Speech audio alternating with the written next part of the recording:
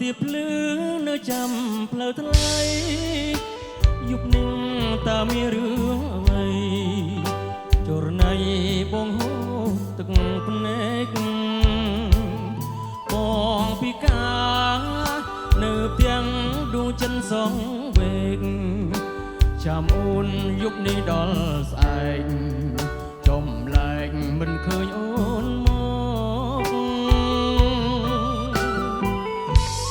វិលមកវិញហួចប្រាំងឲ្យបងហេតុអ្វីក៏ស្រនួនល្អងបានប្រាំង$50ដើមខែតើអូនបានប្រាក់ពីណាយប់មិញអូនទៅធ្វើការជីវ៉ាមិនវិលមកទាំងសាច់ផ្លែក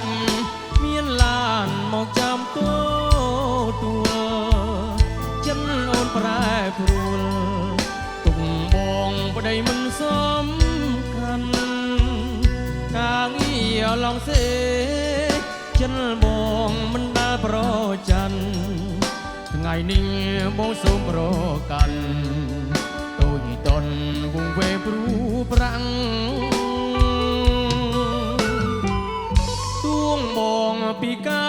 ក៏មានបេះដូងបើក្បត់សូមឲ្យមានស្ងួនសម្លាប់បងទៅពីស្អីបងហូរលហត់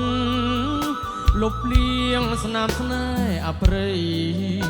ជាជាងទឹកភ្នែកស្វាមីអូព្រោះស្រីឡងសេផិនក្បត់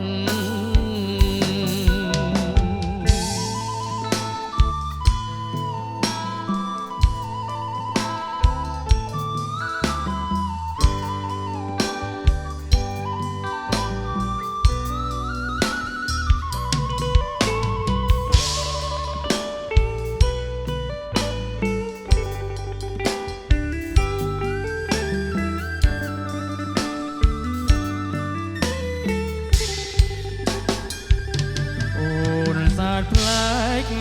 មានឡានមកចាំទួលចិនអូនប្រែព្រួលទុកបងប្តីមិនសំខាន់ការងារឡងសេចិនបងមិនដែលប្រច័នថ្ងៃនេះបងសូមប្រកាន់តូចតនវងវេព្រូប្រាំងបងពីកាក៏មានបេះដូងបើក្បត់សូមឲ្យមានស្ងួនសម្លាប់បងទៅពីស្អីបងហូរលហត់លុបលៀងស្នាមស្នេហ៍អប្រិយជាជាងទឹកភ្នែកស្វាមីអូព្រោះស្រីឡងសេផិនក្បត់